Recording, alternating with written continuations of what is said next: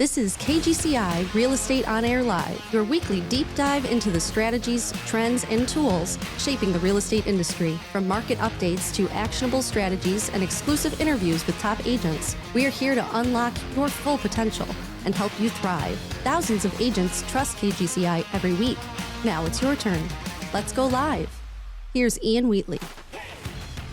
Hey, good morning. We know that every market has agents, dozens, sometimes hundreds, but it's only a handful that ever become that go-to agent in their community. The ones that the people call first, the ones that the community knows and trusts. And here's the kicker. You don't need to get there with postcards anymore. You certainly won't ever get there with gimmicks or guesswork either. So what are most agents relying on? They're relying on these short-term hacks, copying somebody else's brand, or even chasing that next shiny object. And that's why they never break out of the pack. So today, we are breaking down the real playbook, step by step, clip by clip, from discipline and structure to market mastery and delivering real value and showing up authentically. Because this is how you become that go-to agent in your community with no postcards required. It's also, not for nothing, been a pretty interesting week in news. So let's check those housing headlines here on Real Estate On Air Live. I'm Ian Wheatley.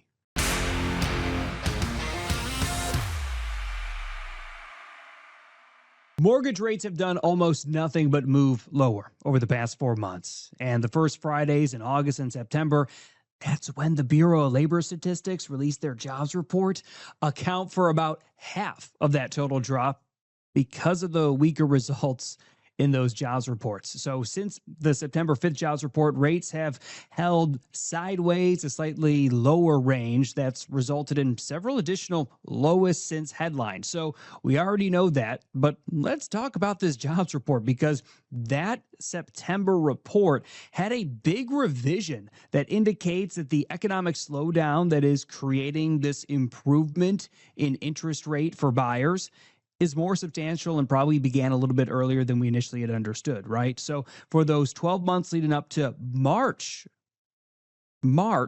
nearly 1 million fewer jobs were added. That is the largest annual downward revision on record.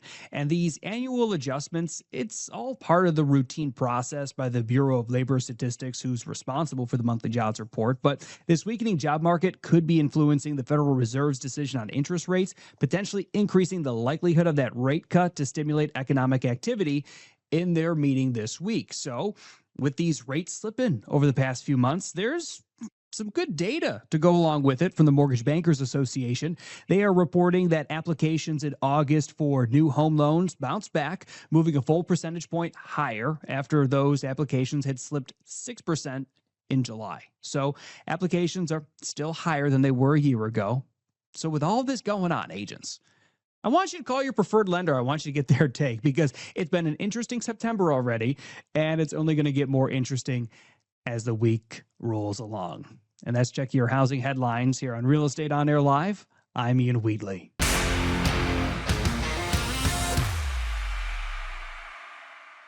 All right, so look, at every market has agents, but only a handful ever become that go-to. The ones that people call first, the ones that agents keep bumping into, and the ones that the community knows and trusts. And here's the kicker. You don't have to get there with postcards. The way you get there is with systems, with expertise, with real value, and showing up authentically. So let's break down the playbook step by step, clip by clip, from discipline and structure to market mastery to hyperlocal visibility and brand power. This is how you become the go-to agent in your community. No gimmicks, no guesswork, but it starts with something tough. It starts with discipline. Here's Coach Randy Byrd. We romanticize this business because of the lack of structure, the lack of responsibility, and we could be our own superstar. But with that comes, discipline and complacency and things. So I think most agents are inherently entrepreneurs when they enter this space. They want to have their own opportunities. But again, the amount of freedom that is provided is usually the Achilles heel to the agent. So being a military guy, I often go back to military standards, right? Yes, you know how to walk. We're going to teach you how to walk properly. Yes, you know how to hygiene, but we're going to teach you how to hygiene our way. You're going to eat when we tell you to eat, and you're going to eat the amount we tell you to eat because we know what's better for you. That's the beginning stages of boot camp in the military. And then they start really pressing the importance of chain of command, of responsibility, of duties, of honor, of disciplines, of understanding all these pieces. And when I coach entrepreneurs, they're the opposite, right? Let's just be honest. They're the opposite of that. So, how do you weave in the understanding that they have to have disciplines, they have to have these things in their business to succeed, proven? How do we weave that in while yet keeping intact their desire for independence and for no schedule and self motivation, right? Nobody holding them accountable. So how do they reach out for that accountability and those components that are going to help them? That's the things that I like to focus on. I think those move the needle the quickest, and they're not the sexy things that Facebook ads and YouTube dominance and Instagram and being a social media superstar. All that's sexy, but it's not the fundamental reason that agents are failing. Now, being the go-to agent isn't about doing more. It's about building systems that keep you consistent. The founder, Real Estate B School, Lars Hedenborg, shows us why your database is the engine behind it all. The first thing is like structuring and building the database out properly. The second step is expanding your digital footprint. So we can dive into the tactics around those specifically, but those systems scale to 50, 100, 200, 300, 400, 500. We've got clients doing multiple seven figures on just our database system alone, but they started out with no business with the database, right? So they started, with a haphazard approach to their business and specifically their database and even their online presence. And they just got systems and structure and order around it.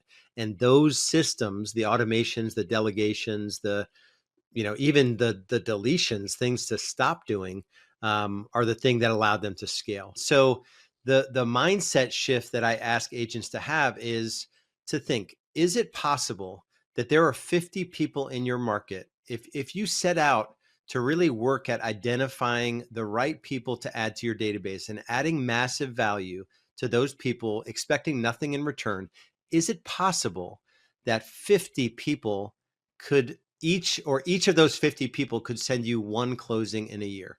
Is it possible? For me, it's for sure it's possible. I live in a big enough market. I may not know those people today, but is it possible for me to meet someone and add enough value, either a vendor, an affiliate, a contractor, or people that are influential or people that I know, my past clients? It's possible. So we just don't do the work to add those contacts to the database. We don't have a commitment daily, that every day, Monday through Friday, I'm going to add one person to the database that I think will be able to support me in my business growth if I treat them the right way, with a mindset of adding value in every way that I possibly can to them.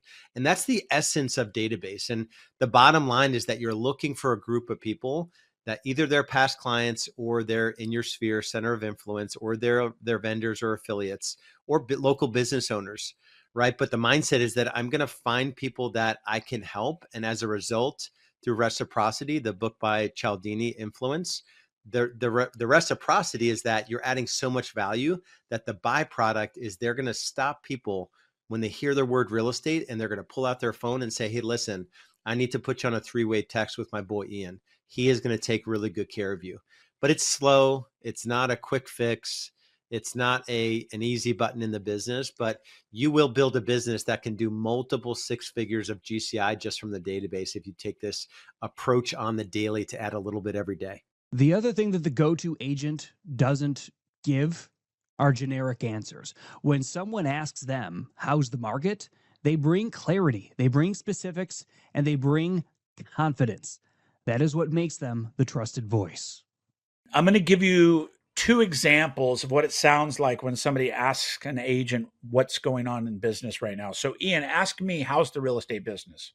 How's it going on in real estate? Oh, it's really good right now. There's more inventory with the new administration. I think that we're looking to more house sales, and I'm really optimistic about that. And I think that prices are still pretty high, but there's a few more homes coming out, so there's some deals to be had. And I think it's good overall, so they give that kind of generic version of all things, right? Now ask me the question again. How's it going on in real estate? Ian, thanks for asking. So it really depends. Are you a buyer, a seller, an investor, or a renter? Oh, Randy, I'm always looking for the next investment buy, but truth be told, we're getting a little cramped over here. Awesome. So let's talk on the investment point first, right? And then I'd go through the investment highlights, right? If you're talking about a new home for the family, or you're upgrading, you're downgrading, all the things, right? But now I could talk specifically to you. The problem is agents try to assume and talk to the whole market. The conversation to a seller is completely different than a buyer. And it's not that it's out of integrity, it's just a different conversation. If you're a seller, there's an opportunity. Rates are still high, so that's adding pressure to the relationship, but there's less inventory because there's a low inventory. Some's coming on the market, but the reality is you're going to be able to stand out very easily because of the lack of inventory. As a buyer, you can't say the same thing, right? It's a frustrating time because of the low inventory. So it really depends who they are. And so the first thing I do is teach them to have those kind of dialogue understandings so they can really talk to the client specifically to their needs. And then secondly, find out, be a master of the market. One of the things I say is, business intelligence. You really want to understand what's going on in the market, because what I just said could have been said in any market. But if I say, Ian, it's interesting you ask, as a seller, the valuations are up 7.8% last year in 2024, and they're already up 1% this year. So we're seeing even a bigger trend towards increasing valuations. Now, the issue for you as a seller is we have low sales. We only had 386 sales in the MLS last year, or in January, as opposed to 450 last year, which is 27% lower. So I'm giving specifics. I'm an industry expert in this moment. So I'm speaking with business intelligence to that particular category. That's when you'll set yourself apart. Then the agent just goes, oh yeah, the business is great. I am so busy right now. And it's just crazy what's going on. Ever since Trump was elected, it's just been busy, busy, busy. That's just general terms of maybe their impression of the market. That is not a tactical position of you becoming the expert in the conversation. But expertise alone isn't enough. To be that go-to, you gotta lead with value, giving people answers and insights before they ever ask. Randy explains to us how. Most agents are shooting a shotgun at the market, and they're trying to hit everything. And that is the challenge. So what I really recommend, to backtrack a little bit, is find a niche, a specialty that you're passionate about, right? It could be anything. It could be single moms. It could be brand new homes. It could be mobile homes or floating homes. Literally, it doesn't matter. You just want to find a market that's got some substance to it in terms of size and availability, and then dominate that particular market. You could do everything from mailers to door knocking. You can be the dominant force in that, but you've got to pick something, in my opinion. So let's just say that you chose buyers as your specialty, right? Buyer seminars, but you're always talking about phone calls that leading up to these things, right? So all of your attention through your daily prospecting could be building to an event that is educational. It could be building to a newsletter that is providing great buyer information. So when I talk about my day, I still look at daily prospecting as been the number one thing, right? We still have to have these conversations that are measurable on real estate related topics, adding people to our database or servicing our database, right? Some days you might just have 25 phone calls to make because your automation or your timeline said it's been 2 weeks, it's time to talk to them again, or 3 or 4, or whatever it is. So that's first, is doing your follow-up systems and all that, but the prospecting's got to be part of the daily activity. So let's say that I'm focused on sellers. Like, I have a lot of people that, especially with the buyer broker agreements and all the noise that's been in the space, is like, I need, I talked to somebody that did 12 deals, 10 were buyers, 2 were listings. And they're like, I need to balance my business. And I said, let's keep doing what you're doing so we maintain, but let's focus on a new conduit of lead generation, which is seller focused, right? So when I have that conversation, my hour or 2 hours of power hour, daily dials, prospecting, whatever you want to call it, that becomes a specific seller focused conversation. And I'll tell you, one of my low hanging fruits, one of my secrets for getting listings right now are unsolicited CMAs. Mastering your language around an unsolicited CMA can be really game changing for your business. You're speaking to, there's two types of contacts, have not met and have met, right? So have not met, it could be a loose where they were in a club, they were in the Rotary with you, but you haven't met them yet. And then a met is somebody that you've had a conversation with and they would recognize your name, at least with a little reminding, right? So as we're going through this on a daily basis, unsolicited CMAs can be an opportunity because everybody wants to know what's going on with their house value, especially in a market of rapid appreciation. Everybody wants to know that. Your job is to get through that so you're not a salesperson, right? You're circled by a moat nowadays, caller ID. You got do not disturb. You got no solicitation on your door. All this is because we're being bombarded with this stuff. Now, when you come from an act of contribution or a place of contribution without an attachment, it sounds like this. Hey, ring, ring. Hey, Ian. Hey, Ian, Randy Byrd over at eXp Realty here. And listen, you didn't ask me to call, but I have something I've prepared for your home, and it's called a comparative market analysis, a CMA. And I did it on your home without asking, but I did it because we're doing it as part of a bigger CMA in the neighborhood. So, 123 Banana Street recently sold. So we were doing a CMA on that property and we included yours, which is normal. We take, the 100 or 200 homes around it. But I've got this report done already. I was just curious, would you like a copy or would you like me to throw it away? Now, here's the next level. People hire the go-to agent because they stand out, not by copying others, but by owning their brand and speaking directly to their dream client. Holly Kitchens nails this point for us. People get so focused on maybe the aesthetics. Because when you're saying, oh, what's a brand? Oh, it's a logo, it's colors. Okay, cool. Let's see what that looks like. What looks good together? What feels good together? But they really miss the key element of what makes me different and unique as an individual. And then also, who is it that I am trying to reach and serve that I want to connect with? So it's more than just logos. It's more than just color schemes. It's more than just a mood board. It is your brand personality. It's your avatar. It's so many things that you really need to consider when launching a brand, because the key is to nail it the first time. Of course, brands will always be evolving, and there's going to be a point where you might rebrand. But out the gate, we want to be cohesive and consistent. And yeah, that's kind of a long answer to your question, but yeah, hopefully that answers it. So a lot of times the branding trap that I see a lot of agents falling into is they either find somebody that they like the brand look and feel, and they just try to be them. So they almost try to take on an identity that's not theirs. And especially a well-known person, a public figure that everyone else knows, right? So then they do the whole, they portray themselves as a wannabe instead of actually being themselves online and maybe taking some inspiration versus, mimicking that person directly.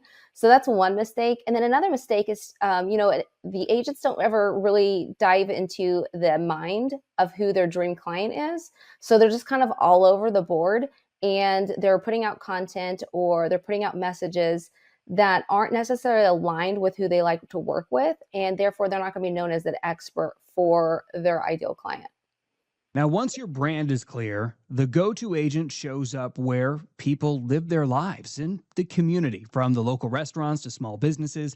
And Hallie McCrory shows us how hyper-local content makes you that familiar face that people turn to. I see other agents doing well with are highlighting other local businesses related to your market. And then also getting even more specific in that, highlighting local restaurants and foodie type of deals, because that's something almost everybody can relate to, right? We all like food in some different way or form of fashion, whether it's healthy, not healthy, Chinese, Indian, pizza. I think every human likes food at this point. So that's kind of my tactic. And I think what a lot of other people are leaning towards is kind of going a direction of getting this broad audience related to food, because that's something that is always going viral on short form video, and then pulling them in with the caption or with your profile to show that you're a local expert in real estate, right? So it's almost like a pull in little trap there. And finally, that go to agent, they aren't picture perfect. They're real, they're relatable, they're authentic. And Lars Hedenborg's back one more time to explain to us why showing your true self online is what makes people trust you most. Let's say you can build a database of 250 legit people that know, like, and trust you. There's a 10 to 20x opportunity when you expand your digital footprint. So there's 2,500 to 5,000 people that you can they sort of know, like, and trust you because you're putting out content consistently and you're adding value, albeit a little different than the database. You're still adding value, but the goal is to bring those contacts or those relationships, to bring them into the actual database. So the database is the thing you own. You do not own Instagram. You do. I mean, if Instagram changed their algorithm, or did they decide to get rid of DMs and all your contact, like, who knows what they could do, right? But you don't own that contact. You don't have their email address. You don't have their cell phone number, their physical address, to think you're actually in a relationship with them when you're not doing the actual touch system. So that's a little bit different, but it also includes social proof. Like, if someone were to, you're in Syracuse, New York, right? So if Yes, somebody, typed in your name, your market, real estate, what comes up, right? That's your digital footprint. On the Okay. right-hand side, if there's not a Google business page with 177 5-star reviews, you're going to lose more business than you ever even know, because everyone is going to Google or some sort of tool and doing a little bit of research on agents that they're going to work with, whether it's as a buyer agent or a listing agent. So your digital footprint is making you business if it's legit, and it's losing you business if it's not. But then it's just the rhythm and the daily cadence. Same thing with the database. It's one meaningful post per day. So not, canned content, not I check the box and I have some service doing it for me. We had a member, this was just yesterday in our Slack community, put a comment in there. Does anyone know a social media manager I can hire to take care of all my social media? And I instantly chimed in. I'm like, that is not the system we teach. Like, you paid all this money to get us to teach you the actual thing. And it's a meaningful post every day, in addition to maybe some short form that you're doing, or property tours or whatever, but it's a meaningful post every day. And then you're also doing the 555, which is you're commenting on posts of others, at least 5 posts of other people on your different, let's say Facebook, for example. So you're commenting, you're direct messaging. So you're going into Messenger and you're messaging 5 people. And then I think the other one is that there's another 5 there, but you're actually using social media to be social and connect with people and have meaningful conversations online. Novel. So, and 5 is like the bare minimum. Like, if you were to spend, an hour every day just connecting and adding value with people online, with the sole intention, just like the database, I'm just going to add value, you would absolutely win the game of turning that into meaningful conversations. And then if I were doing it, and it also has to be authentic to who you are. So we call it, building build authority through authenticity. So, if you have 5 dimensions to who you are, say it's, my faith, my fitness, my family, financial matters, and then real estate. It's the only one that not an F. How can you make that into an F? I don't know. So there are 5 things you could talk about, and the 4 have nothing to do with real estate. So they're just getting to know you and what you stand for, and you become this attractive character. And then every once in a while, you're going to have a direct, like, man, this was a tough closing. We got through it. This was like, this issue came up, and like, hey, if you're in a position where you're wondering what's going on in the market, go to, ianhomeeval.com. Right. So that's a direct call to action, versus the other things are more like, hey, I did this, I failed to I failed to get my workout in today. Do you struggle? Like, sort of more relatable topics. but you also don't want to become a me monster. Like everything is about you, like just listed, just sold, all the stuff that nobody cares about. Nobody cares about any of that stuff. You're better off, instead of like acting like things are going great and you're taking a picture of your latte and like your laptop and you're at a coffee shop, put in something like, this morning was a complete crap show. I don't even think my kids had shoes on when they got to school. And I barely made it to sit down for a minute to grab a cup of coffee before I got to get into negotiating this deal.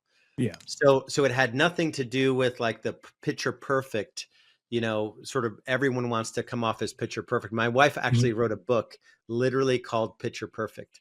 And it was that, everyone wants to appear like they've got it all together, and very few people do. Like if everyone knew like what everyone has going on, we'd be way more compassionate, way more gracious toward each other, and letting people in on who you are, I think, is the way to win the game of expanding your digital footprint. So there it is, from structure and systems to sounding like the expert to delivering clarity and value, and finally showing up authentically in your community. That's the difference between being just another name in the MLS and being the go-to agent that people are going to call first. So let's break this down into those top 5 takeaways that you can put into play this week here on Real Estate On Air Live. At number 1, freedom without structure is the Achilles heel for most agents. The go-to agents are consistent, accountable, and they run on systems, not vibes. Okay. So what I want you to do is I want you to audit your calendar. Do you have time blocked for prospecting, follow-ups, and database building? If not, I want you to block 3 non-negotiable prospecting sessions this week and protect them like it's a listing appointment. All right. Number 2, sound like the expert, not the echo. Generic, the market's good answers aren't going to cut it. The go-to agent gives specifics tailored to buyers, tailored to sellers, tailored to investors, but they're backing it all with real data. So go pull the fresh market stats out of your MLS. Look at what would impact buyers, what would impact sellers, what would impact investors in your area, and craft one clear talking point for each of them. And then use that in your conversations this week. I want no more of the market's good or the market's bad. All right. Number 3, lead with value, not a sales pitch. Scripts and unsolicited CMAs work when they come from contribution, not commission breath. The go-to agent is out there earning trust by providing clarity before a client or a customer ever asks for it. So run a CMA for someone in your database who didn't ask for one. Call them up and say, hey, I put this together. Your house was included. You want me to send it or should I toss it? And make a note of that response. Number 4, your brand is who you are, not who you're copying. Go-to agents don't mimic others. They align their brand with their personality and their dream client. Then they show up in their community in ways that feel authentic. So we do this in radio a lot. Write down 3 traits that people actually say about you. And if you're having a hard time with that, go ask your partner. All right. And now post one piece of content this week that reflects you, not a template, not a copycat. And at number 5, authenticity beats perfection 100 times out of 100. Okay. Stop trying to curate the picture perfect agent life. Show the mess, show the reality, because people hire the human that they trust, not the published profile pic. So share a real moment, something messy, funny, and something human with your audience. So post one authentic story this week on social, no filters, no polish, just you being real. And that right there is the roadmap. 5 actions, 5 challenges, all designed to move you one step closer to being that go-to agent in your community. So now your turn. Pick 1, pick 2, pick 3, pick them all, try them out, and let us know how it goes. And if this is moving the needle with you, good. Make sure that if you're watching this on YouTube or if you're listening on Apple Podcasts, Spotify, iHeart, or wherever, make sure that you're subscribed. We've got more coming your way this week for our weekly Friday focus. All right. But what I want to do first right now is I want to lighten it up. All right. It's time for Real Estate Confessions. This is your moment. This is where we take your secret DMs and share them with the world. All right. Give us a follow on Facebook and Instagram. Send us that moment that maybe you wish you could have had back. But before we dive in, we do need to get one thing straight. Real Estate Confessions features stories from the wild world of real estate. Names and details may have been changed to protect the innocent, and occasionally the not-so-innocent. All confessions are shared in good humor and do not reflect the opinions of KGCI Real Estate on air, its hosts, or affiliates. No agent's licenses were harmed in the making of this segment. Enjoy responsibly. All right, here we go. It's time for Real Estate Confessions, because in real estate, truth is stranger than fiction.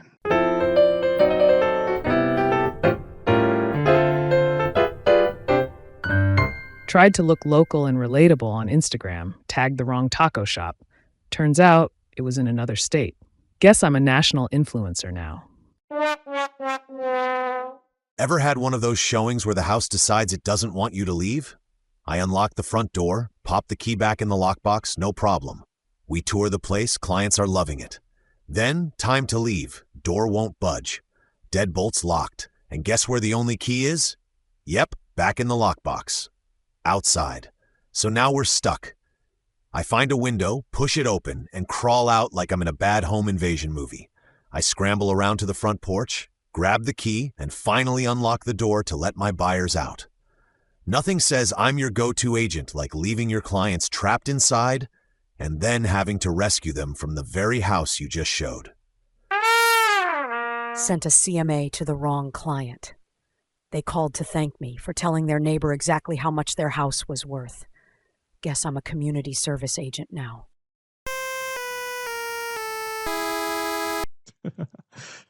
Those are pretty good. That's going to do it for us this week on Real Estate On Air Live. We've had some fun with confessions, but don't lose sight of today's theme. Becoming that go-to agent in your community, it's not about postcards or perfection. It's about discipline, expertise, value, and authenticity. So join us this Friday at realestateonair.fm for our weekly Friday focus, where we will be going even deeper on this, on the Go-To Agent Playbook with Hallie McCrory. Lars Hedenborg will be back for it, and even more of the top producing voices you hear streaming all day, every day on KGCI Real Estate On Air. And don't forget, you can always download that free Real Estate On Air mobile app for iPhone and Android. Stream us live all day, every day, and even catch up on demand over the weekend. I'm Ian Wheatley. This is Real Estate On Air Live. Be good.